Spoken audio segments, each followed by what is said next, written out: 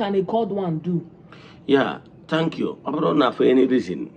Na-enye gị message na-akpọrọ gị ọrụ nke mbụ golobu mmadụ na-enwere special 10 ụmụ mmụọ depositiri n'ime gị ihe eji wee je ozi a kebụa malụkwa na-enwere special forces bụ igwe battalion ndị gị na ha ga-awụ eje ozi a bido from okike maka na enwere ihe eji kpọ gị every bringer of light nwere igwe ndị mmụọ ahịrị ya n'aka ya na ha ga-awụ eje ozi a ọnọdụ kịta na ifere captain ma na ifere major ma na ifere general enwere battalion nọ under his command ndị ha ga-anya na ga-eji ọ ga na direct etu a ga-esi wee nwee mmeri etu a ka ọ dịkwa gịnwa bụ onye akpọrọ ọrụ nwere some certain beings assigned to you mana dụtọ na ịdị spiritually matured you might not be seeing them at the moment mana enwere ebe ya mature I can tell you na nwere ndị nwere gift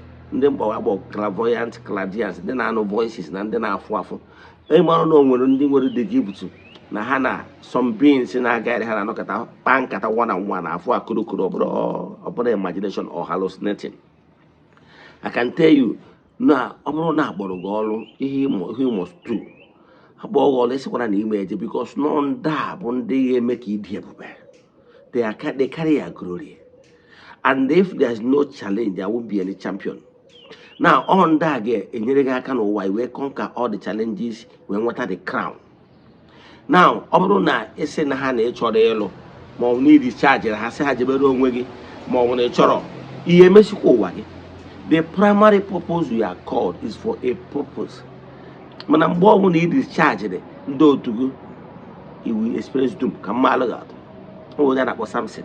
Emia is a code one. As you know, you bido board and half on near Sianega Motamoke. Now, we gamo, Gabo Nazarite, no Gabo Dada. I go back upon any 1 year on one alcohol. Here and there, need every year, Matu, the Bamoria, near Gokia one. I go back like this.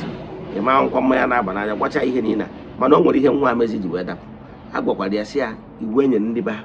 Ha no kwa ndị Palestine ndị mba ọzọ maka na ha nwere ike idupu ha n'ibere Chukwu wee si ọnwụ wee je n'onye na-akpọ Delilah nupụ isi Delilah ahụ butere dum o wee derail from that particular destiny path ịmazi ka esi o si wee nwụrụ nupụ isi ya wee wetara ya dum o wee nwụọ ọnwụ ihere gịnị ka m na-ekwu maka kewa bụ onye na-ege ntị onye agbara ọrụ jụrụ na ị ga-eje n'ihu ọlụ gị nkwara ike ịnwụ ọnwụ ihere ma ọ bụrụ na ị mere ihe ị kwesịrị ime were ọsọ were ije kpọọ ndị otu sị ha na ikwetago na ya aza ya bụ whether full time or part time chọba dibịa onye obi gị nabatara onye mmụọ si n'ọnya if possible na ya agba afa ma ọ na ihe ekpe ekpere ihe ọ bụla ihe eme onye ahụ mmụọ dakwasara jekwuye sị ya na ị chọrọ ịgba ọsọ agwụ jee ka ementọọ gị mentorship a nwere secret ọ ga-akụziri gị o nwere ike mmụọ na blessing ọ ga-enye gị dịka Elijah si wee nye Elisha ka ị wee du ude mana ọ bụrụ na ị jọrọ mie ị ga na-eme mmekasị na-eme try and error ị na-amụta na Facebook at the end of the day ime na today take this word from me from the purest heart. Daalụ.